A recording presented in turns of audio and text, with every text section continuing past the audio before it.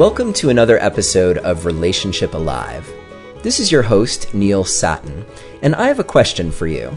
How would you know if you were asking yourself the right kinds of questions about your relationship? Today, we're talking with Katherine Woodward Thomas, an expert on the leading edge of how we create and sustain amazing relationships. We're going to be talking about how to use questions to fuel your growth and the growth of your relationship.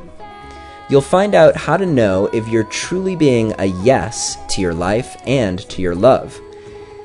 We're also going to talk about one thing that will always kill spark and attraction and how not to do it. And finally, we're going to cover how to get beyond your fears and overcome the wounds and triggers from your childhood that you might be carrying around with you.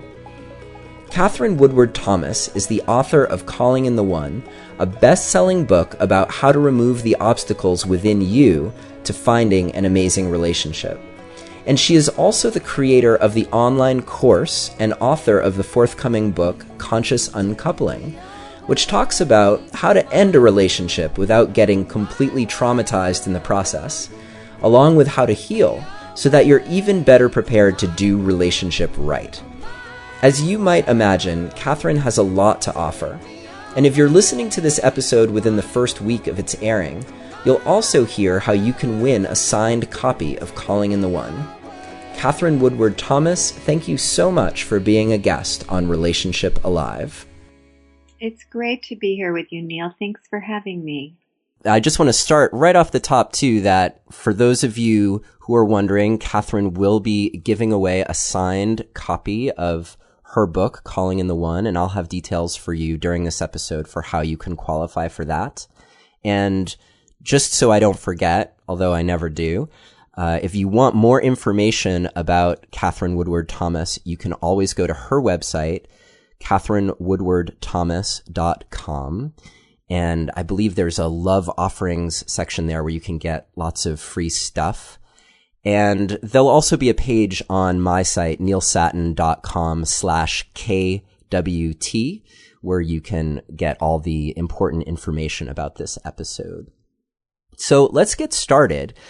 One thing that I love so much about your work, Katherine, is that you really cover the whole gamut of relationship. Calling in the One is all about how to bring amazing love and relationships into your life.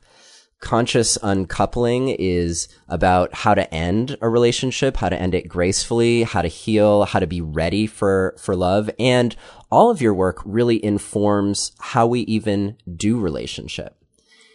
In particular, one thing that I really love is this. It's one of the first premises that you bring up in Calling in the One, which is this premise that we are responsible and for our own lives, and that we are actually the creators of our lives.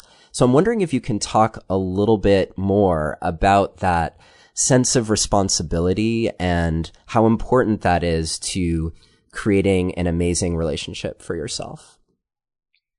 Oh, great. Thanks, Neil. Well, it's one of the core components of Calling in the One is the ability to see yourself as the source of your experience.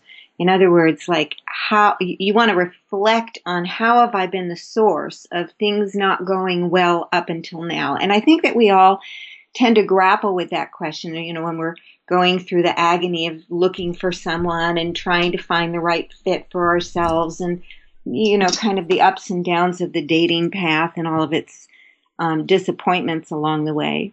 And most often the explanation that we're coming up with has something to do with the externals. Like men are a certain way, men don't like powerful women, or, women are a certain way. Women just, don't like men who are creative and they're looking for, financial security. Or, even the thing that many of us say to ourselves, which is all the good ones are taken, or I just haven't met the right person. All of these things are external to us. Where Calling in the One differs from many programs is that it's really from the perspective of looking at our own consciousness and our own what I call hidden barriers to love.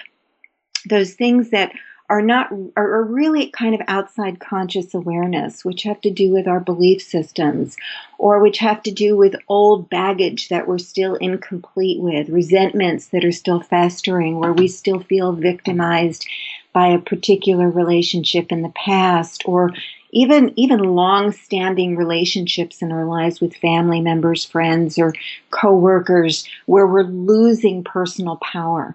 And we're in dynamics which are kind of dysfunctional and codependent. All of these things are kind of weighing on us and preventing us from being really in the center of our power and available to create happy, healthy love. So the starting point of calling in the one is not so much about, running out to try and find love, but to look within to seek and find all the barriers that we've built against it and to release those barriers in order to become magnetic to the right person for us. So how would someone know if they had these barriers?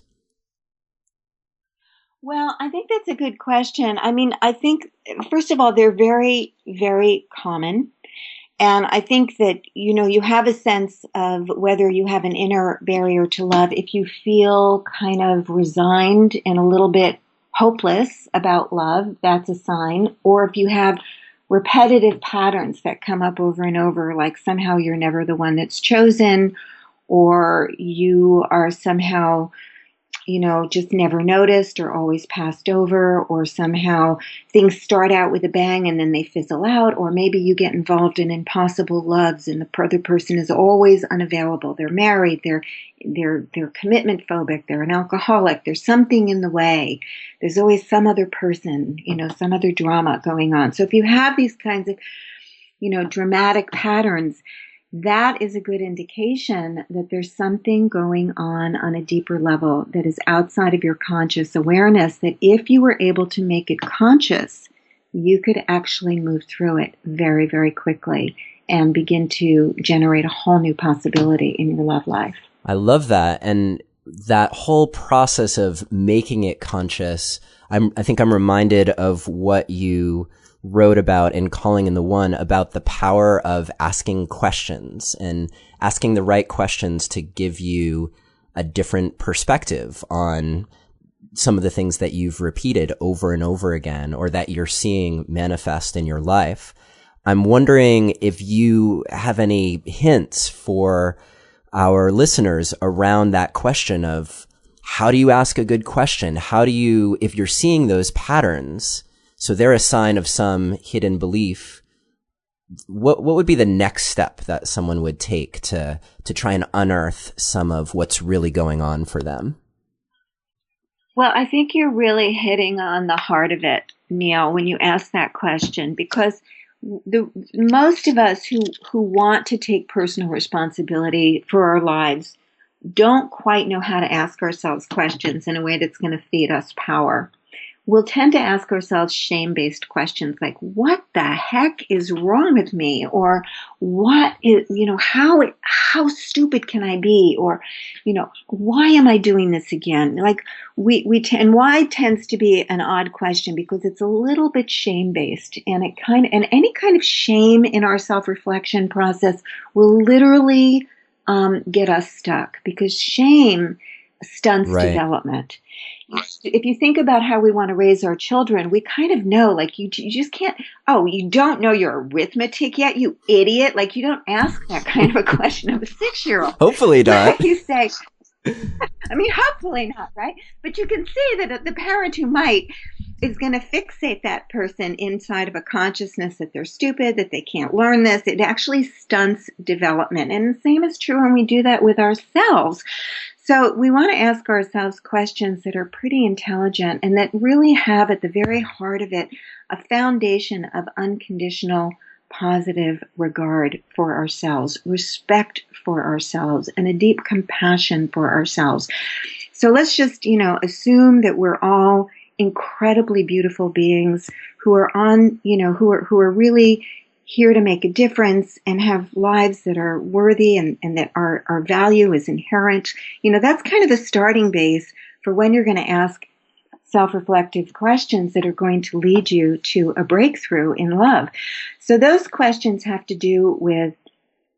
to have to do with kind of ferreting out, the parts of us that are not congruent with the manifestation of love. And what I've learned is that we can want a relationship, and we can wish for a relationship. We can pray for a relationship, but it doesn't mean that we're necessarily ready for a relationship. And so the questions you want to ask yourself are, well, what's right about bringing in people who are unavailable? How is that keeping me safe? What am I getting out of being single? What part of me doesn't want to be in relationship? How am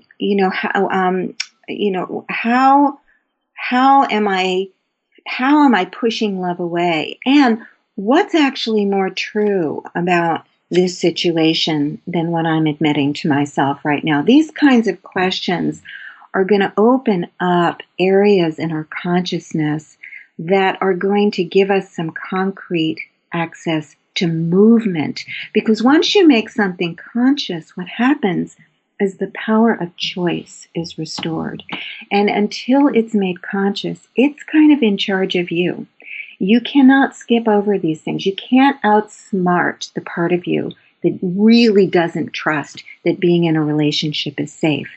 Because, once you make it conscious, what you can do is you can say, it makes sense to me that until I learn to speak my mind, to honor my own deeper knowing, or to ask questions of other people that would give me the information I would really need, it really isn't safe for me to be in a relationship. So it's kind of smart that I have all of these kinds of, relationships at a distance where I'm not really going to be overpowered. So a lot of times what you're going to discover when you ask the right questions is what actually needs to develop in me. And I think, part of the calling in the one and the conscious uncoupling process is that they're very developmentally oriented. And they're just saying to us, look, the reason we're having trouble is because we are not yet the people that we would need to be in order to manifest and then sustain the kinds of loving relationships that we would really desire. And that's kind of radical for a lot of us. We are a new generation. We want more from our relationships than our mothers or our grandmothers or, grandfathers ever did. We have longer lifespans. We have the wonders of, hormone replacement therapy and Viagra, which keeps us sexually active and alive well into our 80s. We are a generation who wants to self-actualize. And this is a new frontier for intimate relationships. And so the fact that we don't know how to do this very well is really understandable. And I think we have to get off our own case about it and recognize that the desires that we're having for to be able to have a best friend, a lover that we can, have a deep spiritual soul connection with, where we can both support each other to actualize our full potentials in life and get up underneath each other's dreams and, all of these things. These are nothing that our grandparents ever wanted. What our grandparents were hoping for was someone who had a job, somebody who came home after work at night, and somebody who had like a decent enough character to sustain, a household over time, So the new desires that we have in our generation is kind of forcing us to learn to be more substantial people so that we have an empowered relationship with our own feelings and needs, that we're emotionally literate, that we have good negotiation skills, that we have better boundaries, that we outgrow codependency and we learn the skills of healthy interdependency, because that's the hunger that we have, is for that kind of a relationship. Do you think, this is kind of a random question, but do you think people of previous generations, did they still feel like this dissatisfaction that could have been healed by this kind of work? Or do you think that's the product of just where we are as humans in terms of our development? Well, I think dissatisfaction is actually on a cultural level a very good thing, because dissatisfaction is what drives development. And I think every generation has a developmental task. If you think about our parents, and I think I'm probably older than you, but I'm going to, take the liberty of saying our parents, the generation before us, that was the generation that was needing to secure equal rights for women in much of the Western world. So their developmental task was a cultural one, a societal one. And basically, even though there's a long way to go to level the playing field completely, we have children now who our daughters just assume they can be doctors and airline pilots and captains of ships if they want to. It would never occur to them that they couldn't. And so the developmental task of our generation is to, I think, begin to explore the deeper dimensions of our own consciousness and to recognize that we are not saddled with living limited lives because we had wounded childhoods or somehow unfulfilling experiences or traumatic experiences that have now, kind of limited what's possible for us in life. We're a generation that is leaning in to discover how to master the inner terrain of consciousness. So this is one of the things I get to say in Calling in the One all the time is your past does not determine what's possible for your future. And so anything that you've been through in relationship, that might point to your own damage or your own limitations or your own woundedness is not a life sentence on your life. It might point to the fact that you need to go in and you need to see the consciousness that you're inside of, given what happened to you, the meaning that you made of what happened to you, and how your development has been stunted inside of that worldview. But once you identify that, then you're free to kind of begin to learn the missing development, like how to negotiate conflict in a healthy way, all the things that you didn't see modeled for you when you were growing up, or if you were, raised by narcissistic parents, how to begin to self-validate and become a person of substance where you are comfortable in your own skin so that you can have a relationship with someone where you're a whole person and they're a whole person and you're not repeating codependent patterns. All of these things are up for us to learn. And I think that's kind of the plethora of teachers and vehicles for communication. I mean, you're certainly one of those vehicles, Neil.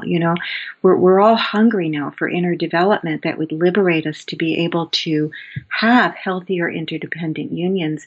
And it's our contribution to kind of the chain of human development, I think, to be able to pass on to future generations is this inner development, which would allow us to be more masterful over our own consciousness and therefore what we can create. Well, I'm happy to be part of furthering the development of our species for sure. And this will be there in posterity for generations to come to listen to.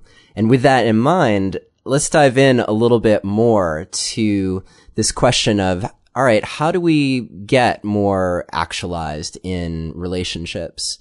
One thing that's coming to mind for me is this balance between confronting the fears that you have in relationship and also creating a vision for yourself and how those things really play off of each other. Because if you're held back by your fears, that's probably going to impair your vision for what's possible.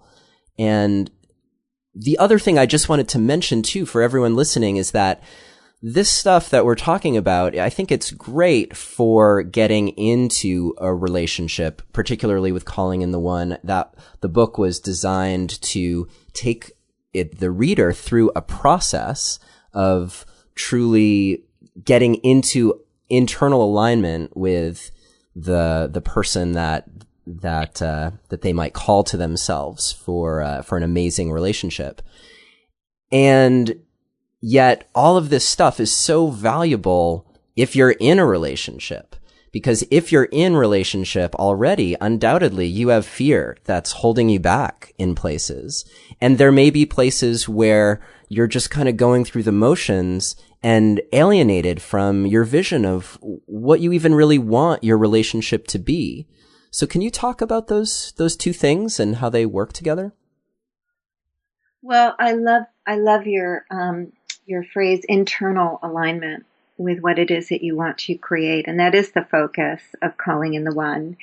And I think I need to say when we talk about a vision for love, and this gets into, how we become magnetic, all the people in the law of attraction teachings, if you can resonate at this feeling level of what it is that you want to attract, you'll bring it in, but the thing about relationships, intimate relationships, is that they're so core and they're so primal to who we are and kind of the inner template that we have constructed about what's really possible for us to have in life.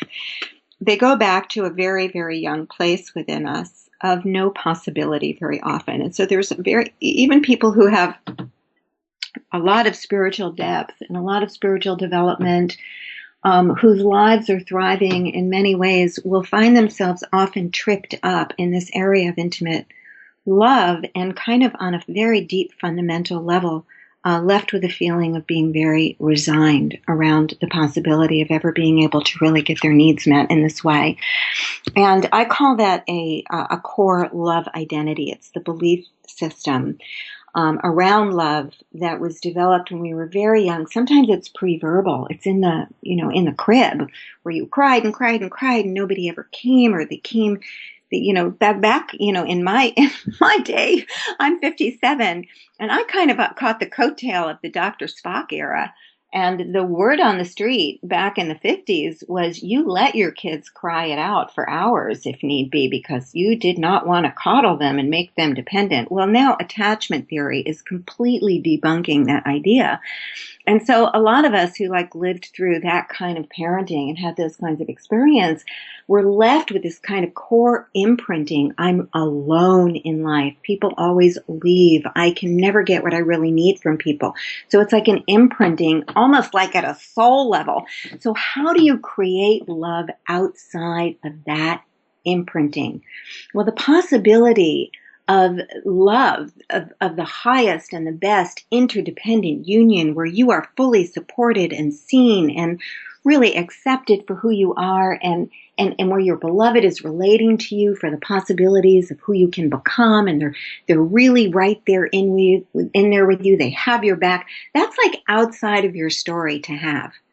You see, if you have this big I'm alone story, so the possibility of love that we're yearning for tends to be outside of our identity to have. And most often where we get tripped up in life is if we look at the areas that just come kind of easily, you don't really think too much about it. You just, that money's going to come, or you always have good friends, or, your health is a non-issue for you. You just assume you're going to be fit and thin and, not have any weight issues, or everybody has an area that kind of comes easily.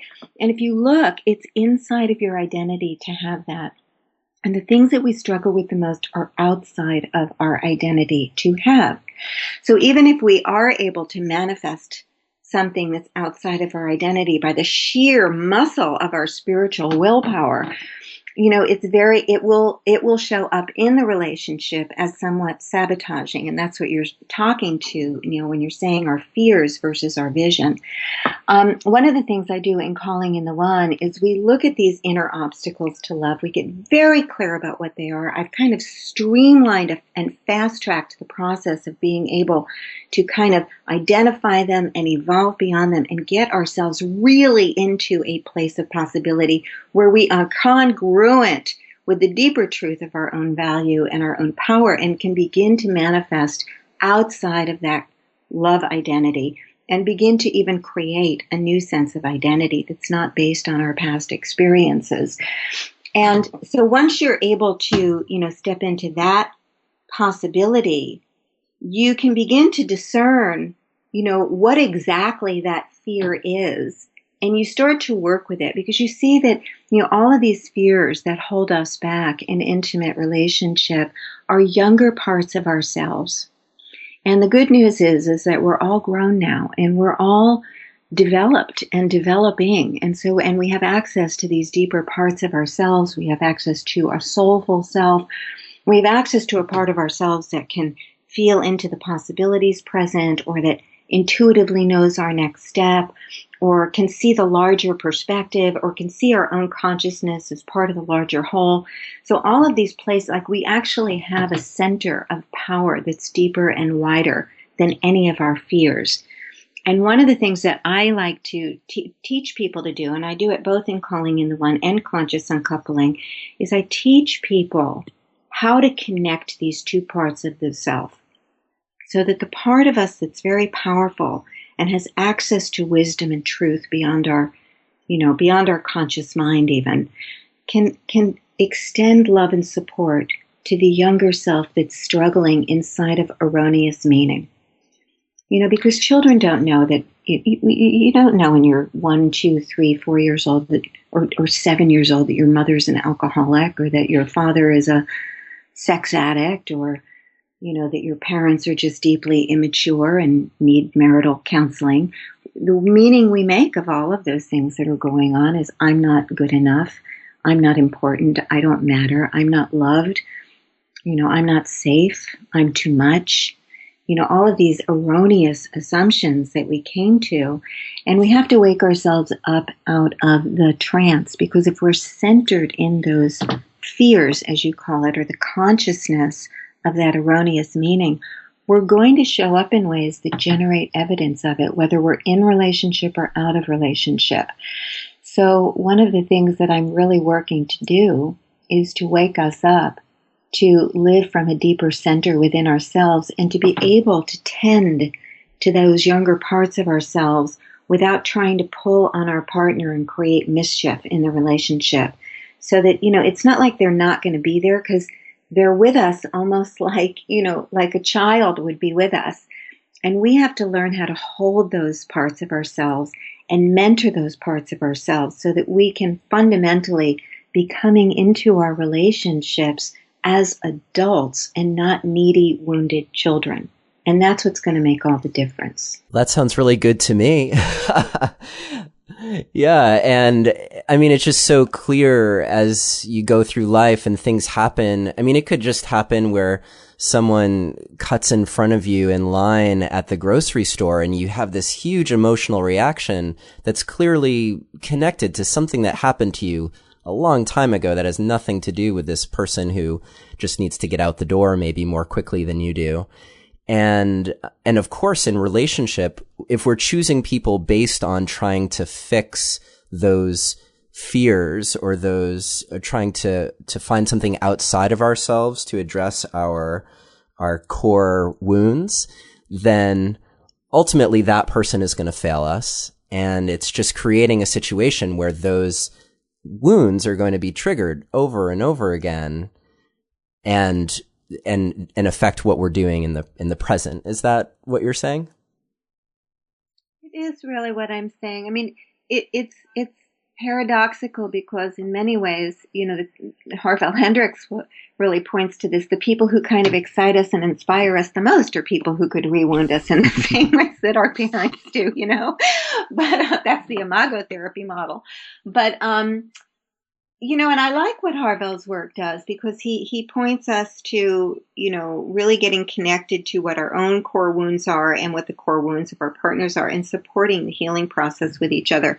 I think, I leaned towards a bit more self-responsibility, because I also recognize that very often what we'll do is we're so at the effect of our childhood wounds, and we're so not in a powerful place in relationship to them, that what we'll do is we'll almost hold other people hostage to try and fix our wounds. And I think that that's suffocating in relationship. And I think that that's a child-parent dynamic, which will kill eros and creates a codependency that's not necessary. And I think that for true interdependence, where we each want to come in very self-responsible for what our own inner story is, and with a relationship that's strong to that younger part of the self, so that we can be responsible and tell on ourselves and be transparent, but we're asking for support from our partner from a place of already supporting ourselves.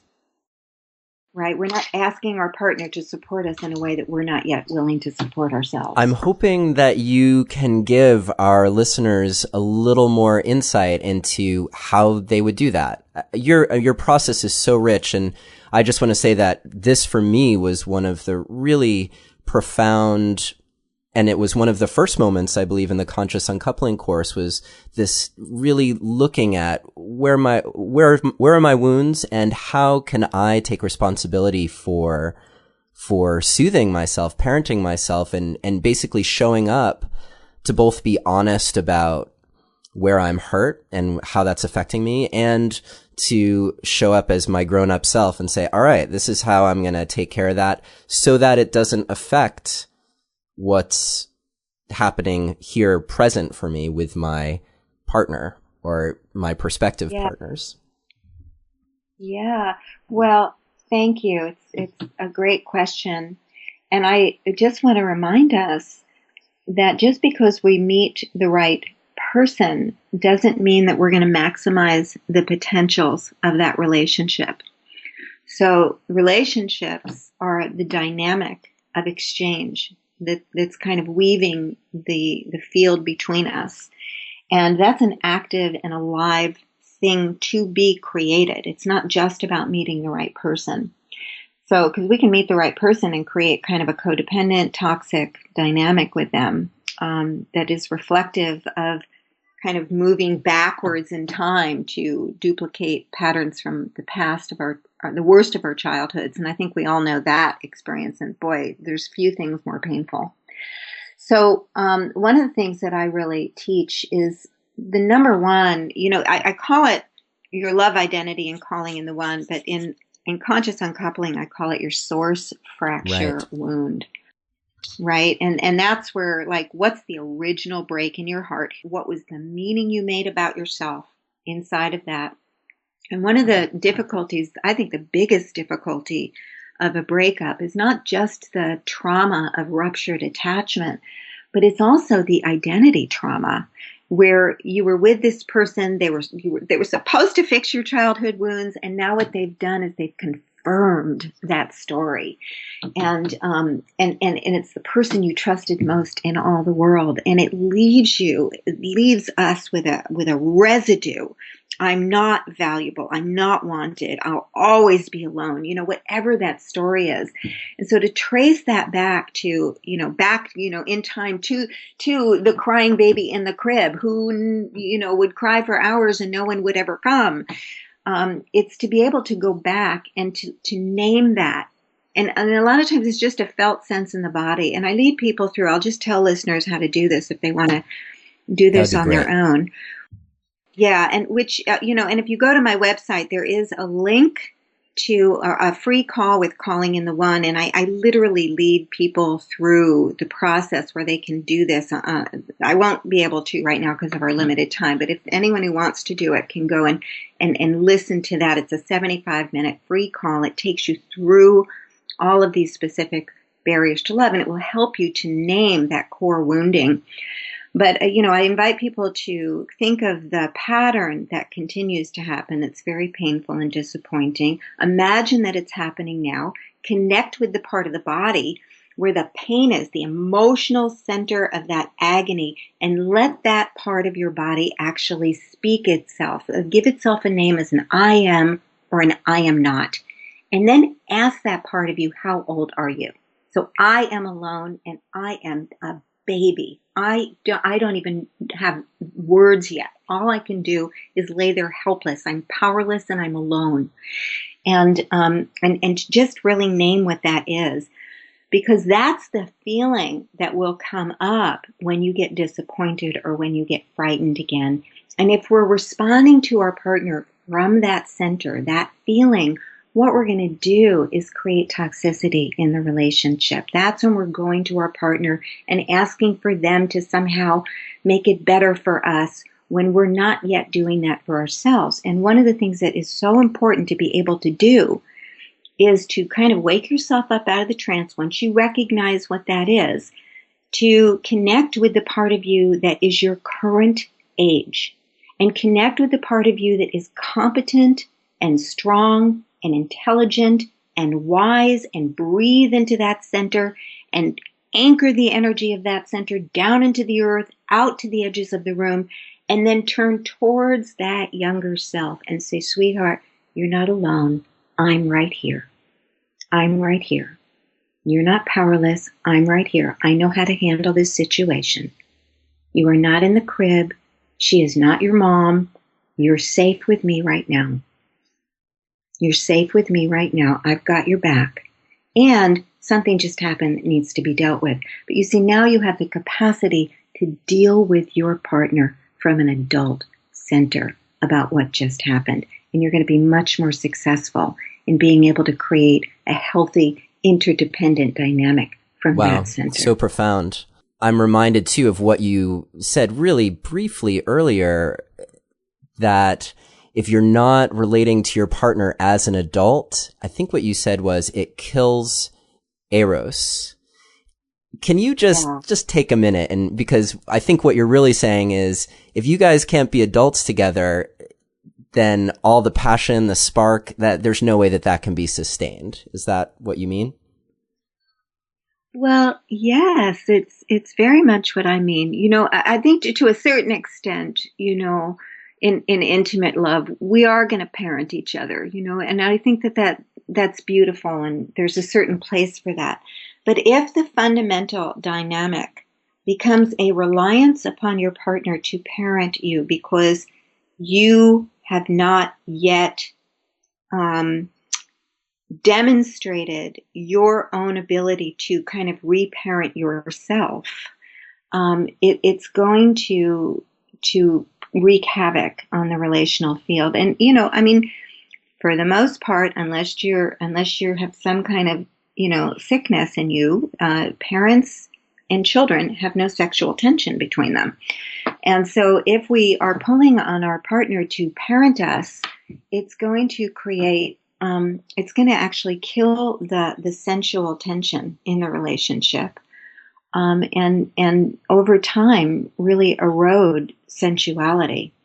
So, you know, it's very erotic to be two separate adults and to have closeness and intimacy, but autonomy. That's where Eros sustains over time. And that's what we're, you know, obviously aspiring to. Right. I think in Calling in the One, you mentioned that you don't want to be in a relationship where it's 50-50, you know, each of you, where you want to be 100-100.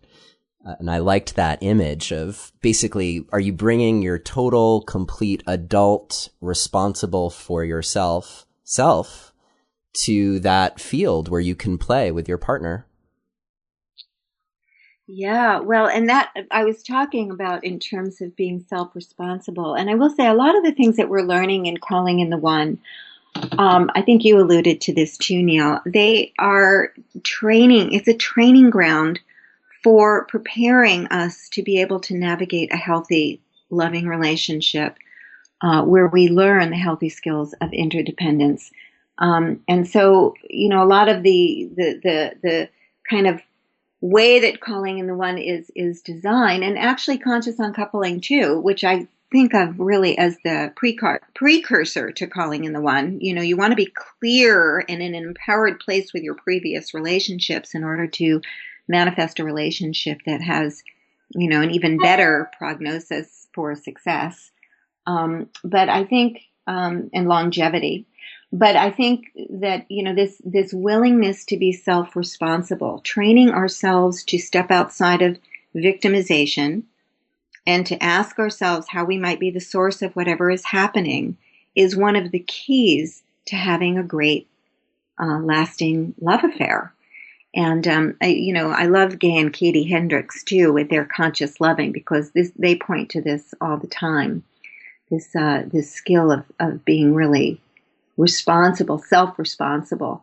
So even if in the way that we're sharing our needs, is very self-responsible. And I think that's what we're talking about. Like I kind of am holding my own younger self. I'm aware of my own erroneous meanings. I know when I've been triggered into a false story. I can share, not from the center of that.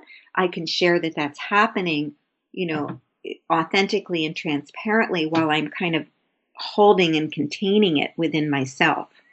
Right? It's very different. And that's magnetic. That's vulnerable in a way that makes someone so approachable and so lovable, as opposed to when we're just talking and blasting someone from the wound. And because that's frightening and that's repelling, and that's what makes people, really back up and not trust their partner. I want to point out to our listeners that, as I mentioned, I've gone through the Conscious Uncoupling program, and both that and Calling in the One have such valuable things, not just for either the process of getting into a relationship, or in the case of Conscious Uncoupling, getting out of a relationship, but you are really building those skills and tools and ways of being that help you be more fully in relationship. And what's funny is that I actually was breaking up with my current partner when I went through the Conscious Uncoupling course, and it had such a profound impact on me and how I was able to show up, that ultimately I think that affected how I could show up in the breakup. And we ended up staying together. And in fact, today we're better than we were before we started breaking up. And I definitely attribute a lot of that to having some better tools for navigating what it's really like to be in relationship, and confronting your fears, creating a vision, seeing how you've put your power outside of yourself in your partner versus taking responsibility for yourself, and how helpful that's been for myself personally. Wow, it's great. I get very inspired hearing that, Neil. Well, I know you said, I think I remember you're saying something in Conscious Uncoupling about don't get any ideas. So I'm not telling people who are going through difficult breakups right now that they're destined to stay together with the person by going through Conscious Uncoupling. And I think that was something that you even brought up. However, it definitely, in terms of that breakup, that relationship really ended. And I credit going through your program as a way of really coming to terms with it ending the way that it was, and being able to get off in a new direction with my partner. That probably wouldn't have been possible if we had just done the typical thing people do in breakups, which is re-traumatize each other in some way and then go off and repeat their patterns with someone new. I love that. And the way that I kind of support people to do that, it's very hard when your heart is broken to give up the hope that things are going to reconcile, is I basically ask people to just suspend that and to recognize that for whatever reason, even if the relationship was working for you, it wasn't working for the other person. So that relationship needs to end. And to do the work and to trust that, life will recreate itself either with that person or with someone new. And that seems to work for people. But I get thrilled when I hear people get back together. And it's my hope that Conscious Uncoupling will either make a reconciliation possible, or it will prepare us to better handle the challenges of intimate love next time around. Yeah, once you become aware of the patterns and, the things that you're doing, I don't want to say wrong, but the things that you're doing in relationship that are leading to a less than ideal experience, let's say, once you're aware of those things, you can't do it again without at least seeing, oh my word, I'm doing that thing. Yay, self-awareness. Well, Katherine, it has been so great to talk to you today. And your knowledge and your ability to help people is just so juicy that I feel like we could talk for quite a while, and maybe we'll get lucky and have you on the show again. In the meantime, I just want to remind everyone that they can visit KatherineWoodwardThomas.com to find out more information about her work, and also there's plenty of free stuff there. And we are also doing a giveaway of Katherine's book, Calling in the One. If you want to qualify, then there are a couple of ways to do that. I'm putting together a guide for this episode that just goes over some of our salient points of conversation. And you can get that either by going to neilsattin.com/extras or neilsattin.com/KWT. That's for Katherine Woodward Thomas.